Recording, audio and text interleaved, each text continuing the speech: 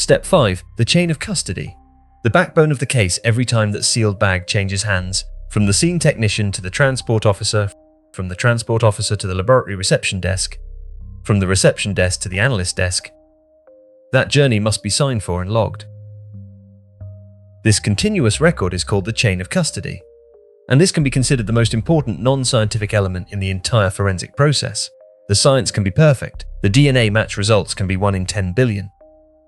But if the defense lawyer finds an unexplained gap in that chain, an undocumented handover, a missing signature, a single hour where no one knows where the evidence was, they can stand before the jury and say, "We don't know who held this or what they did with it." A jury that has just a shred of doubt will often acquit, regardless of what the science says. This is exactly what brought down the prosecution in the famous O.J. Simpson case, not because of the evidence itself, but because the paperwork surrounding it was too sloppy. The bloodstains, the glove, the DNA, all were invalidated by careless, deficient documentation that was vulnerable to attack. In Georgia, the investigative team was extremely meticulous. Every item was recorded, every transfer was signed, the chain of custody was absolutely secured. And then the touch DNA results came back from the back door, the door that was alleged to have been forced open from the outside by an intruder. The DNA matched a person who was already living in that house. Step 6. Reading what the scene actually says. Once the documentation is complete and the collection is underway, analysts begin to decode what the scene itself is transmitting through the languages of physics, biology, and chemistry. The bloodstains spattered on the living room wall tell the first part of that story. A blood droplet falling vertically will create a nearly perfect circle, proving that the source was stationary. A droplet from a moving source creates an elongated ellipse with the tail pointing toward the direction of travel. High-velocity impact, a gunshot, a severe blow creates a fine mist of tiny droplets spraying outward. The blood spatter in Georgia matched a victim in a static state. Someone had stood completely still while they bled, no struggle, no fight, no fleeing. That means the overturned furniture, the broken lamp, the scattered items, all were staged after the blood had already spattered onto the wall.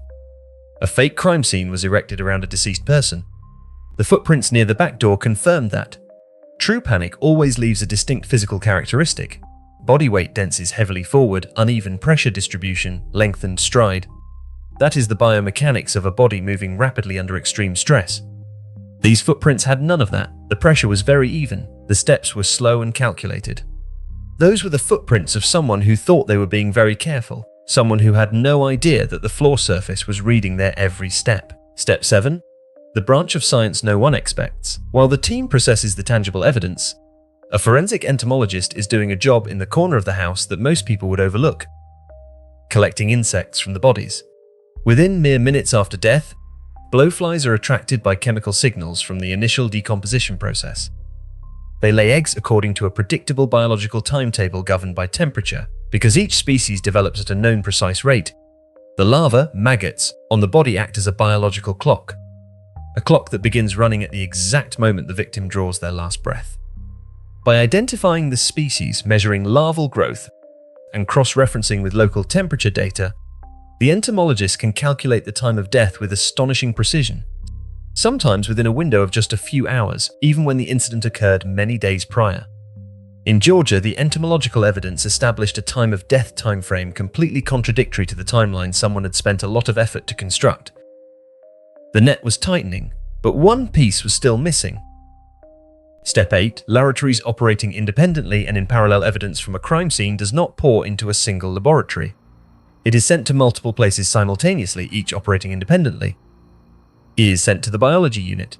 Digital devices go to the computer forensics department. Insects go to the entomology unit. Toxicology samples go to the chemistry lab. Weapons go to the ballistics department. Each team works without knowing what the other teams have found. This is intentional. It prevents a subtle but dangerous type of bias called contextual contamination, where an analyst unconsciously adjusts their results to fit a conclusion that someone else has already drawn beforehand. Science must stand completely independent. In Georgia, the digital forensics team worked with deleted security footage. Deleted files always leave a shadow, timestamps, metadata, fragments that recovery software can reconstruct. Slowly, a portion of the video was restored. It showed absolutely no intrusion from the outside into the house during the hours surrounding the deaths. The house reveals its secrets. The combination of evidence all pointed to one person. A family member who had remained at the scene fully cooperated with investigators and constructed a highly meticulous story about what they claimed to have discovered. The faked struggle. The door pried open from the inside, the deleted footage. The camera removed before the first 911 call. The calm footprints. The DNA on the wrong side of the door. Every layer of deception was stripped away, not by some dramatic breakthrough, but by the quiet accumulation of details that Locard had predicted more than a century ago. Every contact leaves a trace. Every attempt to erase leaves a trace of that erasure itself. Every fake scene is staged by someone who understands what a crime scene looks like, but does not understand what it says. The suspect was arrested, charged with 4 counts of murder, and convicted in 2024. A crime scene only exists once. Each crime scene is a unique event. You cannot recollect what has been contaminated. You cannot re-photograph what has been moved. You cannot rebuild a chain of custody that was broken in the very first hour. Whatever is lost in those first 60 minutes will be gone forever, and with it, perhaps the only evidence marking the boundary between a conviction and a free man outside the law, between true guilt and an innocent life ruined. The house in Georgia held onto its secrets because everyone who entered it, from the first police officer who strung the cordon tape, to the photographer who noticed the blank wall, to the entomologist sitting unnoticed in the corner, understood that their job was not to find answers immediately.